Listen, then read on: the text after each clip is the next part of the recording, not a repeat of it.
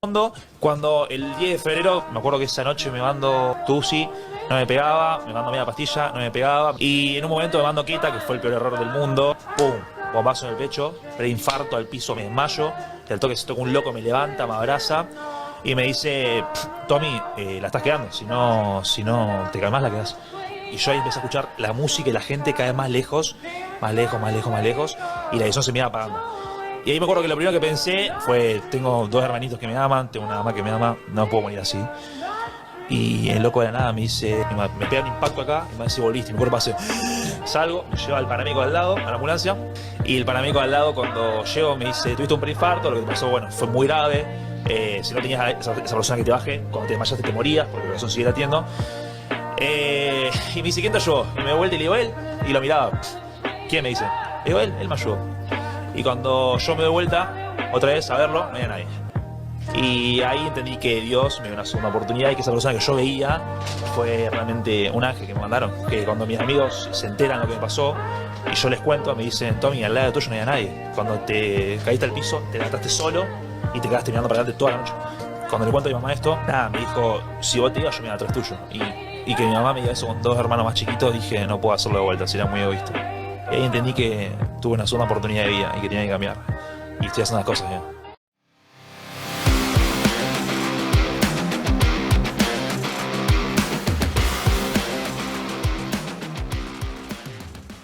¿Cómo anda Jesús?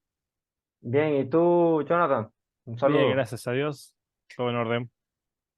Viento en popa, Dale. diríamos, en el mar.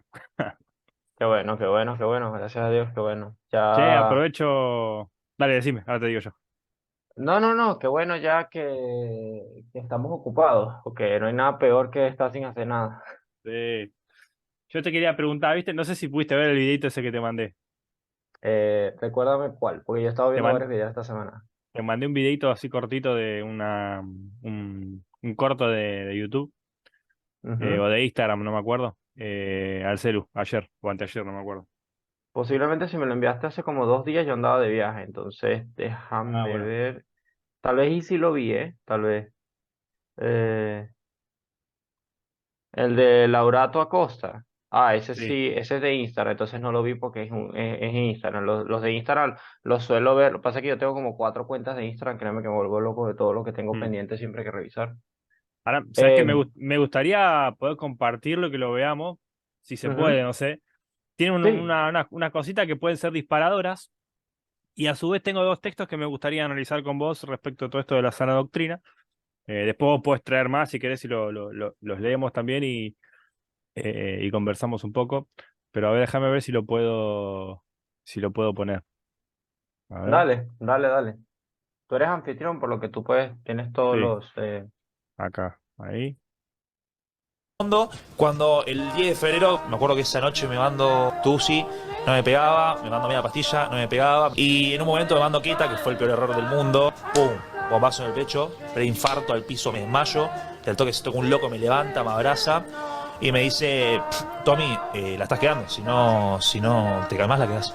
Y yo ahí empecé a escuchar la música y la gente cada vez más lejos, más lejos, más lejos, más lejos, y la visión se me iba apagando. Y ahí me acuerdo que lo primero que pensé fue, tengo dos hermanitos que me aman, tengo una mamá que me ama, no puedo morir así. Y el loco de la nada me dice, me pega un impacto acá, y me dice, volviste, mi cuerpo hace, salgo, me lleva al paramédico al lado, a la ambulancia, y el paramédico al lado cuando llego me dice, tuviste un preinfarto, lo que te pasó, bueno, fue muy grave, si no tenías a esa persona que te baje, cuando te desmayaste te morías, porque el corazón sigue latiendo. Y me dice, ¿quién te ayudó? Y me doy vuelta y le digo, él, y lo miraba, ¿quién me dice? Le digo, él me ayudó. Y cuando yo me doy vuelta, otra vez a verlo, no había nadie. Y ahí entendí que Dios me dio una segunda oportunidad y que esa persona que yo veía fue realmente un ángel que me mandaron. Que cuando mis amigos se enteran lo que me pasó y yo les cuento, me dicen, Tommy, al lado tuyo no había nadie. Cuando te caíste al piso, te levantaste solo y te quedaste mirando para adelante toda la noche. Cuando le cuento a mi mamá esto, nada, me dijo, si vos te ibas, yo me iba atrás tuyo. Y que mi mamá me diga eso con dos hermanos más chiquitos, dije, no puedo hacerlo de vuelta, sería muy egoísta. Y ahí entendí que tuve una segunda oportunidad de vida y que tenía que cambiar. Y estoy haciendo las cosas bien. Yo Qué toco. bonito, qué bonito. Fuerte, ¿no? Sí, y tú sabes que justamente en la clase de ayer del Diplomado del Concilio Divino estábamos hablando de los mensajeros, de los ángeles, ¿no? Ujú. Y una pregunta que me hicieron en algún punto de la clase es si los ángeles existen. O sea, ¿qué pienso yo en ese sentido? Obviamente yo les di la respuesta más no ortodoxa y no teológica que le puedo dar a una persona, pero para que entienda la importancia de este enfoque.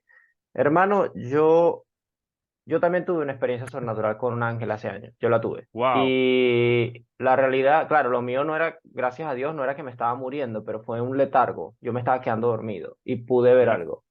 Wow. Ahora, el detalle está en que no sé decir si lo que yo vi fue real o no, porque después de todo no había más nadie en la casa, solamente fui yo.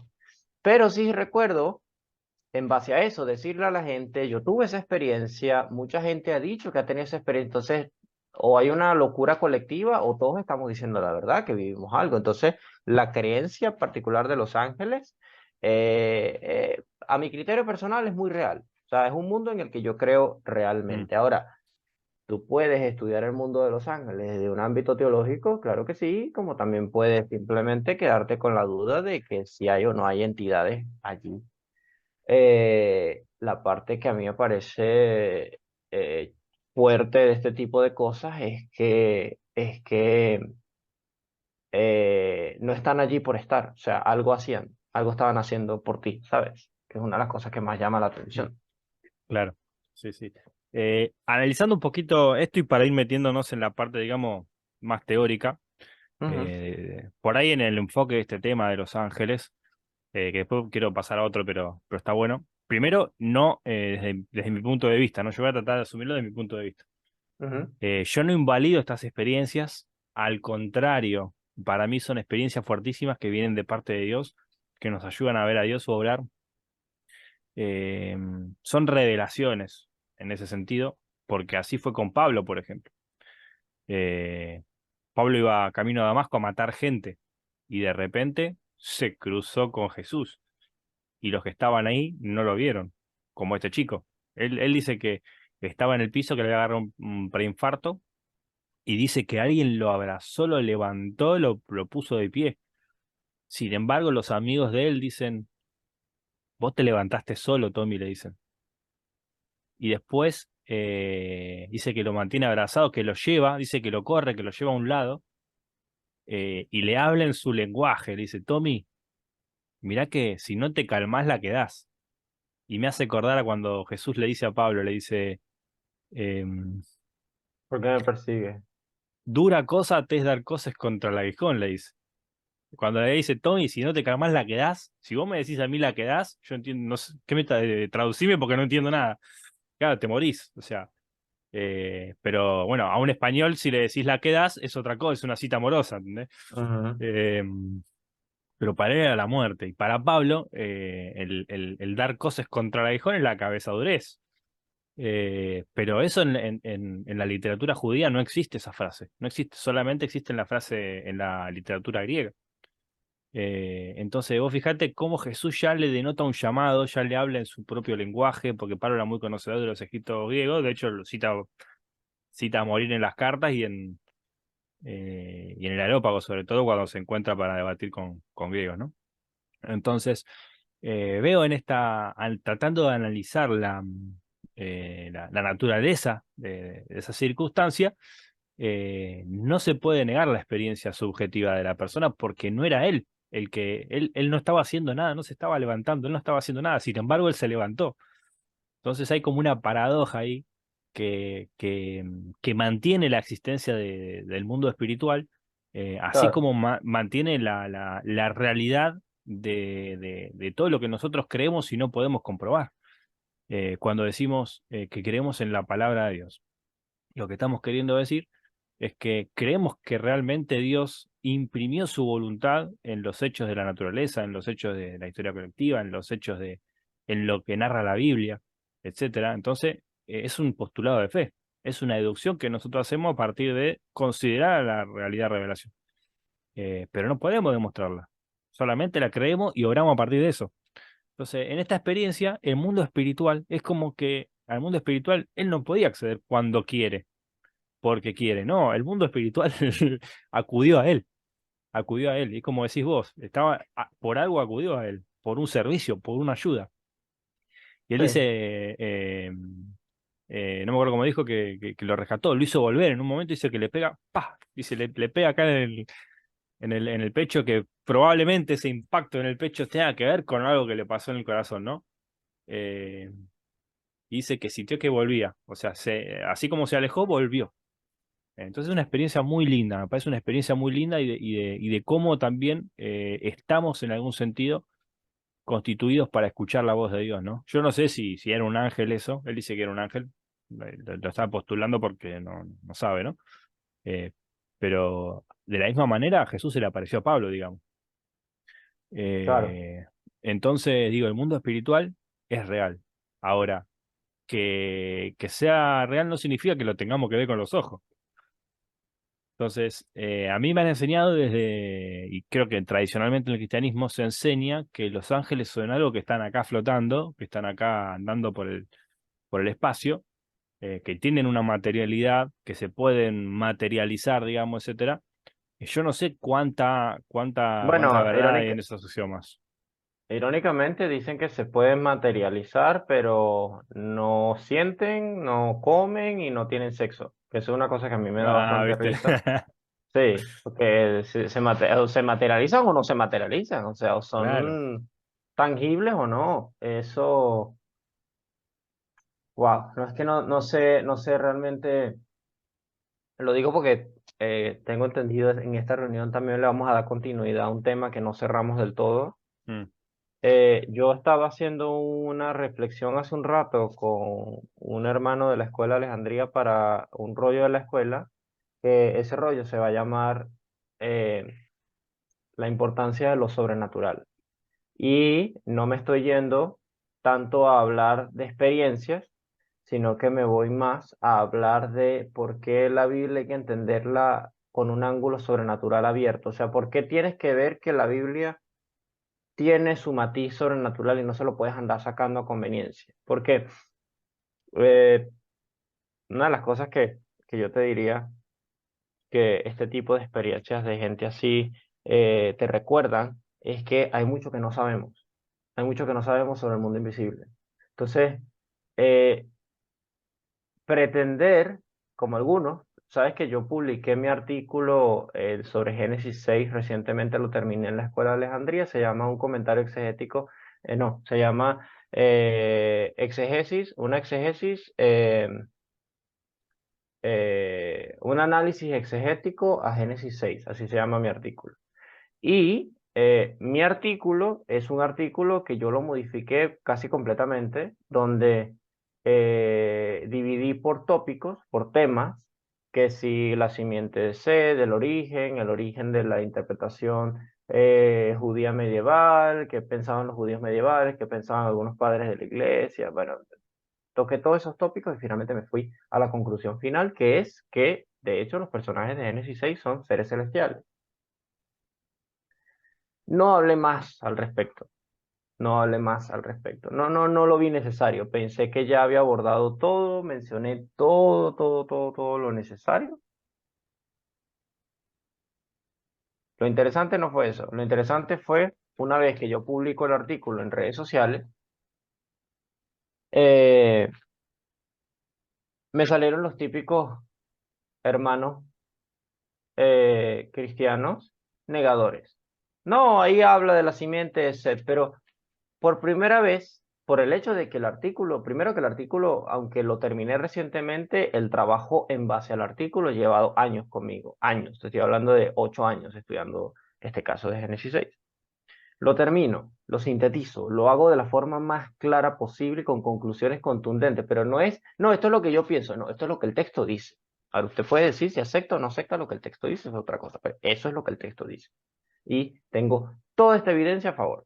Bien, salió por lo menos dos hermanos, y yo no los culpo a ellos, te lo juro, no los culpo a ellos. Sí me agarré con ellos, sí hablé con ellos en palabras muy duras, pero no los culpo a ellos porque fue lo que les enseñaron.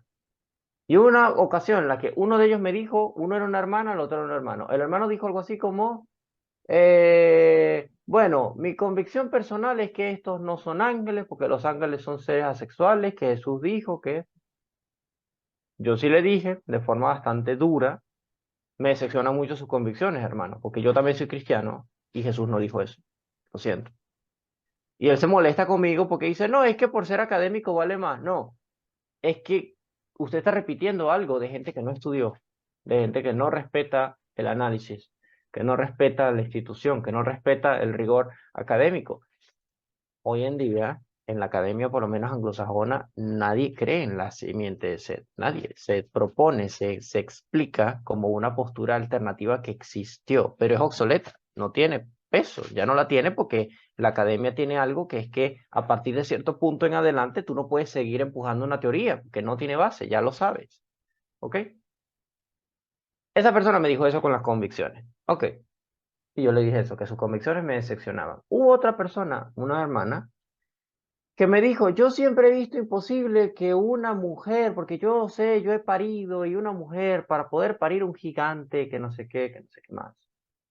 Entonces, claro, yo le dije a esta hermana, hermana, usted me está dando un aspecto científico de un pasaje que no es científico. No tengo cómo verificar primero que una mujer, tampoco sé cómo embarazaron a esa mujer, si lo que embarazaron a la mujer fue un hombre de 2 metros o un hombre de 1 y medio o un hombre de 1 metro, o sea, no lo sabemos, no hay cómo verificarlo. El texto no explica eso, al texto no le interesa eso.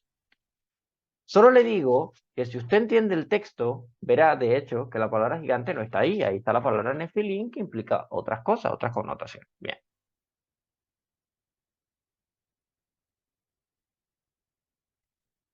Concluyentemente,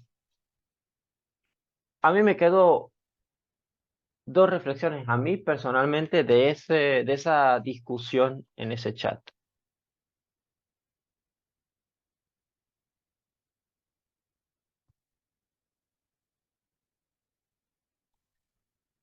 La discusión que me quedó del chat fue, hay gente que quiere encontrarle una explicación muy obvia, muy lógica a elementos bíblicos que están relacionados con la parte sobrenatural. Y repito, hay mucho que no sabemos del mundo sobrenatural. Demasiado. No podemos esperar una explicación tan técnica, porque esa forma de entender el mundo es muy moderna. Es el mundo moderno el que necesita un rigorismo histórico, crítico, específico, exclusivo, especista, comprobable, observable, estudiable. Ese es el siglo, ese es el hombre del siglo XXI. Pero ese no es el hombre bíblico, ni es tampoco el mensaje bíblico. El mensaje bíblico pone muy por delante los acontecimientos en base a su enseñanza, no en base a su verosimilitud histórica. Y cuando hablamos del mundo sobrenatural, una de las cosas que yo dejaba en esa reflexión sobre la importancia de lo sobrenatural es que es irónico, pero de por sí, meterle la parte científica a lo sobrenatural hace que tú dejes de creer en lo sobrenatural. Deja de ser sobrenatural, para empezar, porque no le puedes dar un aspecto científico. Para empezar, no tienes cómo observarlo. Y en segunda instancia, puedes darle mucho antes muchas otras explicaciones psiquiátricas, psicológicas, a los fenómenos de gente viendo cosas que no están ahí, antes de decir, no, ahí hubo algo, había algo o alguien. Y ese algo o alguien es una entidad a la que tales religiones catalogan como ángel, demonio, espíritu, entidad, ánima, fantasma. Yo te diría que hay un gran daño en que la gente trate de vislumbrar de esa forma la tierra, la creación, el génesis, el mundo sobrenatural. Si la gente que estudia conmigo el diplomado del Concilio Divino sabe categóricamente eh, que el concilio divino no consiste en explicarte científicamente qué ADN tienen los ángeles. No lo sé. O sea, no lo sé. No lo sé. No sé, los ángeles tienen el cabello largo o corto. Los ángeles tienen uñas, tienen ombligo. No lo sé.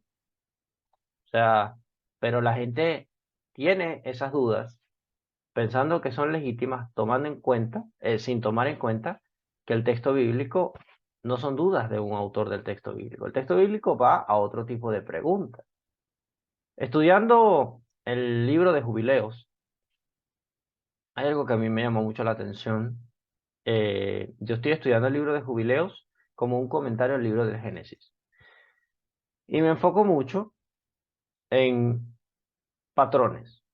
Por ejemplo, el libro de Jubileos llega a conclusiones a las que han llegado otros autores académicos sin tener que haber leído Jubileos. Por ejemplo, y esto es una cosa que yo dije en la primera clase del Diplomado del Concilio Divino. El capítulo 5 del Génesis, creo que es 5, el 4 o 5, cuando habla de la genealogía de Set, dice la frase, Enoc caminó con Dios y ya nadie lo vio o no era más porque Dios lo tomó. Ese es un texto que está en el Génesis, capítulo 5, creo que en los últimos versículos. Ahora, lo interesante es que el doctor Richard Clifford propone que haya un plural.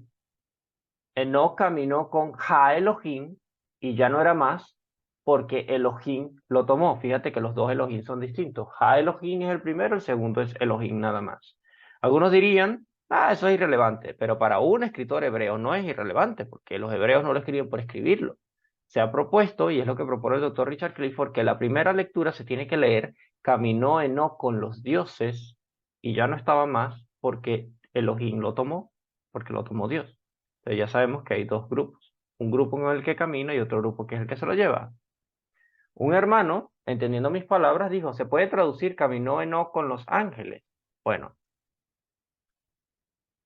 apoyo totalmente esa lectura. Caminó Enoc con los ángeles por el hecho de que esa lectura coincide con la tradición de Enoc, ya que Enoc, en el libro de Enoc, fue tomado por ángeles y los ángeles le enseñaron los secretos del cielo. Pero resulta que el libro de Jubileos sí tiene la lectura entendida de esa manera en su comentario. Jubileos, capítulo, ya te lo leo. A ver. Capítulo 4, verso 21, aunque ya viene hablando de Enoc desde hace rato, pero en este punto es donde me interesa. Dice, y además, Enoc estuvo con los mensajeros de Dios estos 6 jubileos de años y le mostraron todo lo que hay en la tierra y en los cielos y el gobierno del sol, y él escribió todo. Entonces aquí vemos que Jubileo entendió de esa manera esa frase. Caminó Enoc con los dioses, y dice, bueno, Enoc anduvo con los ángeles de Dios, y ellos le enseñaron los secretos. Entonces, ¿Jubileo tomando en de qué época es? ¿En qué época está datado? Jubileo es del siglo, su tradición es antigua, su tradición debe ser babilónica, pero la redacción final es del segundo templo, por ejemplo, el año 200, 300 antes de Cristo. O sea, Entonces, es paralelo al libro de Enoch en su producción editorial, digamos. ujú, ujú. Enoc, Jubileos y Job tienen en común que su tradición es antigua, más el libro no. El libro no se escribió. De hecho, vas a escuchar mucha gente que dice, no, Job fue el primer libro de la Biblia en escribirse. No, eso dicen por ahí, pero no es el más, no es el más antiguo. El más antiguo es el libro de Jueces. Bien. Y Génesis se presupone, ya anterior, obviamente, el relato de Génesis se presupone anterior porque tanto Enoch como Jubileos lo retoman, digamos. Sí, sí, sí. Génesis, de hecho, es bastante antiguo. El problema del Génesis es que de por sí, Génesis dentro del Pentateuco eh, muestra una variedad de fuentes distintas. O sea, y ojo, los relatos del Génesis, por lo menos los 11 primeros capítulos son mesopotámicos, están conectados con Mesopotamia. Eso le da una antigüedad. Pero a eso hay que añadir que no solo es que Génesis le está contestando en sus 11 primeros capítulos al origen del mundo en sí, el origen de la tierra, el origen de las naciones, el origen de la maldad también, porque ellos se enfocan mucho en las 3 rebeliones celestiales presentes en el libro del Génesis, Hmm. sino que además el libro del Génesis muestra relatos a partir de fuentes y ediciones de estos relatos. O sea, cada fuente tiene ediciones, reediciones. Solamente hay reediciones cuando ya se sabe de una primera versión de una historia. Yo tengo la hipótesis fuerte, De hecho, tengo un diplomado dedicado a ese tema, que es el diplomado del rollo de las batallas de Yahvé y la guerra espiritual, de que hubo libros perdidos que fueron las fuentes de varias redacciones del Génesis, y que estos libros perdidos luego se dividieron, o el libro se perdió, pero la tradición del libro se mantuvo en varios grupos. La fuente yavista, la fuente eloísta, la fuente...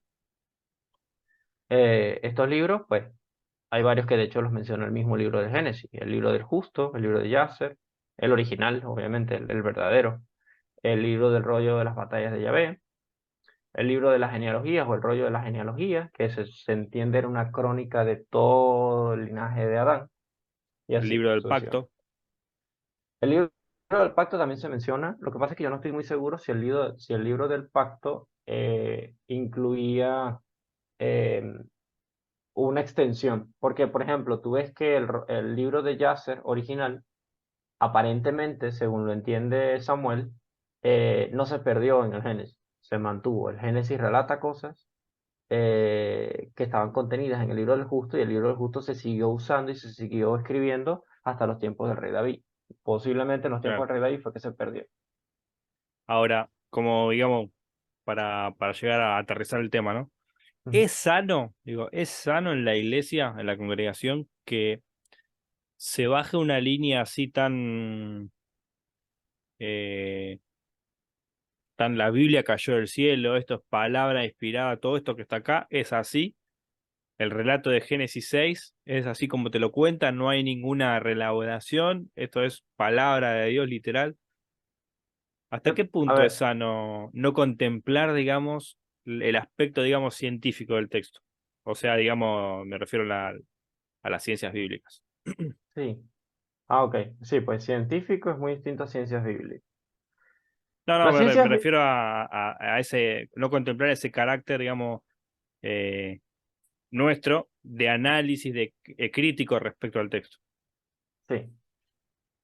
A ver, primero habría que considerar dos cosas. Una, y esto es algo que de hecho, respecto a este tema de la sana doctrina, es muy importante tenerlo claro.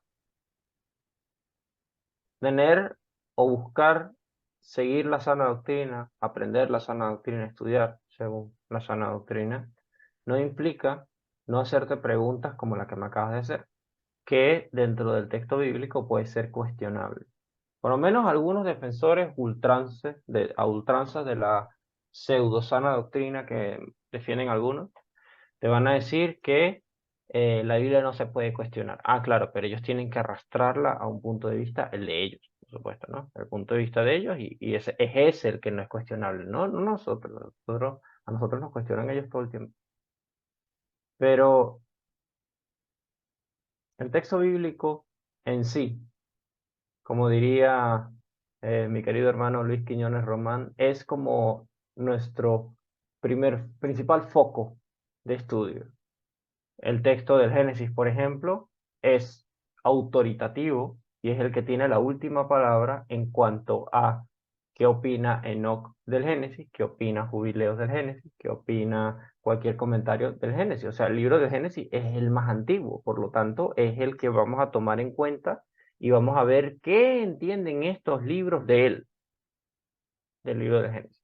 O sea, ¿qué entienden las costillas de la columna? Pero ellos no son la columna, ellas son las costillas. Las costillas están conectadas a la columna, están tomando de ahí, pero realmente no tienen la antigüedad que tiene la columna. Bien, a la hora de contestarte esa duda, habría que considerar en primera instancia el concepto de inspiración.